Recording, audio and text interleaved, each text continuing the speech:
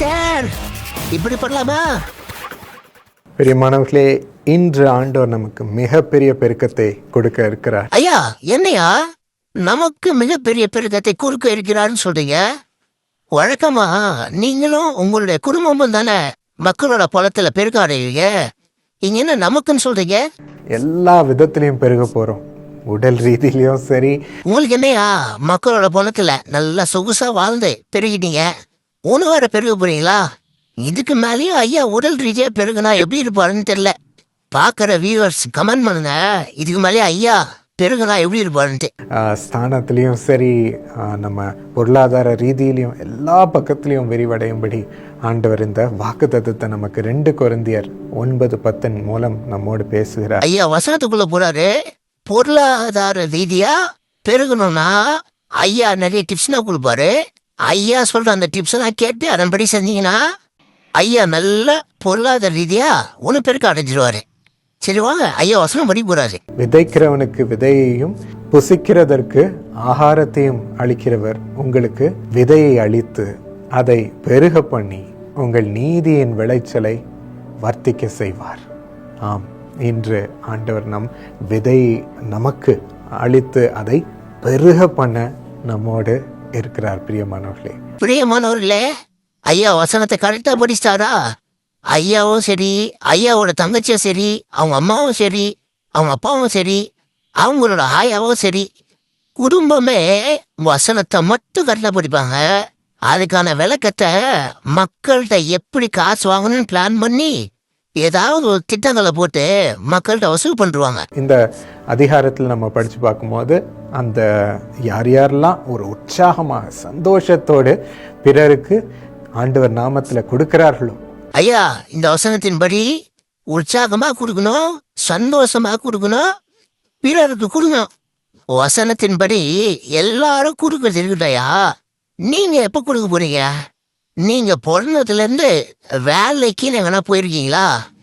பணம்னு சம்பாதிச்சிருக்கீங்களா? அந்த சம்பாதிச்ச பணத்துல பிறருக்கு கொடுத்துருக்கீங்களா? அப்படி வேலைக்கு போய் கஷ்டப்பட்டு கொடுத்துருந்தீங்கன்னா மக்கள் எவ்வளோ கஷ்டப்படுறாங்கன்னு தெரிஞ்சிருக்கோம். நீங்க தான் நோவாம ஆண்டவரோட வார்த்தையை புரட்டி புரட்டி டெய்லி ஒரு வசனங்களை எடுத்து எப்படி அதை பணம் வாங்கலாம் தானே பிளான் பண்ணிட்டு இருக்கிறீங்க. ஐயா இப்போ இந்த வசனத்தை படிச்சிட்டாருல, இந்த வசனத்தை எப்படி பணமாக்குறாருன்னு பாருங்க. ஆண்டவரிடத்துல கொடுக்கிறார்களோ, இந்த கொடுக்கும் உள்ளம் யாருக்கெல்லாம் இருக்கிறதோ அவர்களை எல்லாம் ஆண்டவர் ஆசீர்வதித்து அவர்கள் விதையை பெருக பண்ணுகிறார் என்று வாசிக்கிறோம். இப்படிப்பட்டவர்களுக்கு தான் இந்த ஆசீர்வாதம். கொடுக்கும் உள்ளம் யாருக்கு இருக்குதோ அவங்களுக்கு இந்த ஆசீர்வாதமா. இவங்க யாருக்கும் கொடுக்க மாட்டாங்க, இவங்க வாங்கிப்பாங்க. எப்படி வாங்குறாருன்னு பாருங்க. இப்போ இந்த உலக பிரகாரமாக நம்ம பார்க்கும்போது நம்ம பேங்க் அக்கௌண்ட்டில் நம்ம ஏர்ன் பண்ணுற சம்பாதிக்கிற வருமானம் வரும், அது ரெகுலராக வரும், அதே அளவில் வரும். வர வர நம்ம டெபாசிட் பண்ண என்னென்னலாம் நம்ம ஸ்பெண்ட் பண்ணுறோமோ அந்த அக்கௌண்ட்டில் குறைஞ்சிக்கிட்டே தான் வரும். சம்பாதிக்கிற பணம் செலவு பண்ண கம்மியாயிட்டு வரும். ஆனால் உங்களுக்கும் உங்கள் குடும்பத்துக்கும் நீங்களும் உங்கள் குடும்பத்தாரும் வேலை செஞ்சு உழைக்காத பணம், அதாவது மக்கள்கிட்ட கள்ள உபதேசம் பண்ணி ஆண்டவரோட வார்த்தையை புரட்டி பணம்னு கேட்டு அந்த திட்டம் அறிவிச்சு வாங்குற பணம் நீங்க செலவு பண்ண மக்கள் போட்டு விட்டுனே இருப்பாங்க. கஷ்டப்பட்டு சம்பாதிக்கிறோம் பணம் செலவோ கம்மியாகுது. கஷ்டப்படாம சம்பாதிக்கிற பணம் செலவு பண்ண உங்க அக்கௌண்ட்ல வந்துட்டே இருக்குது. இங்க ஜெபகோபுரத்துல ஒரு ஜெப வீரர் சொன்னாங்க, நடந்த சம்பவம். ஒரு குடும்பம் ஜெபகோபுரத்துக்கு மிகுந்த வருத்தத்தோட பெரிய கடனோட வந்து வழி என்ன என்று தெரியாம வந்து அங்க ஜெபத்திற்கு நாடி வரும் பொழுது, ஜெபகோபுரத்துக்கு ரொம்ப கடன்ல இருக்க ஒரு குடும்பம் ஜெபம் பண்ணணும்னு வந்திருக்காங்க. அந்த ஜெபகோபுரத்திலே அவங்க நுழையும் பொழுது அங்க ஒரு பிள்ளை, அந்த நேரத்துல நாங்க சிறு பிள்ளைகளுக்கு உண்டி, என்னடா சிறு பிள்ளைகளுக்குன்னா உண்டி ஃப்ரீயா தராங்களேன்னு தப்பா நினைச்சிடாதீங்க. அந்த உண்டி எதுக்குன்னு பாருங்க. அதை கொடுத்து ஏசப்பாவுக்கு எப்படி கொடுக்கணும் என்றெல்லாம் சொல்லி கொடுத்து அவங்க ஒரு ஆசீர்வாதமா இருக்க அந்த திட்டத்தை நாங்க ஸ்தாபித்திருந்தோம். ஸோ உண்டி அந்த சிறு பிள்ளைகள்லாம் ஆசீர்வாதமா இருக்கணும் தான் இந்த திட்டத்தை ஆரம்பிச்சாங்களாம். ஒரு சின்ன பிள்ளை ஜப வீரர்கிட்ட உண்டியை பெற்றுக்கொண்டா.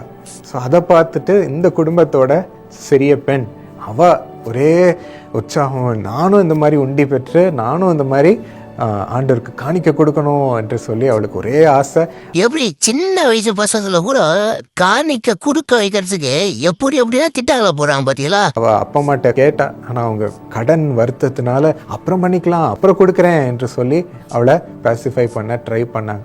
அப்புறம் என்ன ஆச்சு, அதை பார்த்துட்டு உங்களால தாங்க முடியாம உண்டி என்ன ஃப்ரீயா கொடுத்துருப்பீங்களே. ஏன்னா ரொம்ப கஷ்டப்படுற ஃபேமிலி, ஏதோ கடன் பிரச்சனை இருக்கு, இதுல எங்க காசு கொடுத்து வாங்க போறாங்க, ஃப்ரீயா கொடுத்தீங்களா. ஆனால் அவள் கேட்கவே இல்லை, இன்னும் அதிகமாக கதறி அழ ஆரம்பித்தான். அப்பா என்ன பண்ணுறனே தெரியாமல் சரின்னு சொல்லி எங்களுக்கும் உண்டி கொடுங்க என்று அவர் பெட்ரோலுக்கு வச்சிருக்கிற கொஞ்சம் பாக்கெட் பணத்தை அதில் போட்டு அவளை சந்தோஷப்படுத்தணுன்றதுக்காகவே அவளை கொடுக்க வச்சாங்க. அவங்க ஆல்ரெடி கடன் பிரச்சனை இருக்காங்கன்னு தெரிஞ்சோம், பெட்ரோலுக்கு வச்சிருந்த காசை கூட விடாம உண்டி கொடுக்கணும்னு ஒரு அவசியமா. சரி, அந்த உண்டியை வச்சு என்னதான் ஏன் பண்ணோம் பாருங்க பிரியமானவர்களே. அந்த வாரத்தில் திரும்பி அவங்க போகும்போது அவங்க பாஸ் அந்த தகப்பனாரை கூப்பிட்டு, பா நீ அருமையாக அந்த எங்களுக்கு உழைக்கிற, உனக்கு ஒரு ப்ரமோஷனை கொடுக்குறேன் என்று சொல்லி அவருக்கு ஒரு பெருக்கத்தை வருமானத்தில் சொல்லி கொடுக்கும் பொழுது அவருக்கு ஒரே நம்ப முடியாத சந்தோஷம். ஐயா, அப்போ கடன் பிரச்சனையில் இருக்கிறவங்க எல்லாம் ஏசுவாளிக்கிறார உண்டி வாங்கி போய் வீட்டில் வச்சிங்கன்னா அவங்களுக்கு வேலையில் ப்ரொமோஷன் கிடச்சி பணக்காரங்க ஆகிடுவாங்க இல்லையா. இந்த நேரத்தில் தான் அவர் நினைவுக்கு வந்தார், ஆமாம் நம்ம சின்ன பொண்ணு மூலமாக ஆண்டவருக்கு கொடுத்த அந்த கொஞ்சத்தை ஆண்டவர் எப்படி கனப்படுத்தி இருக்கிறார் என்று ஒரே சந்தோஷம் அவருக்கு.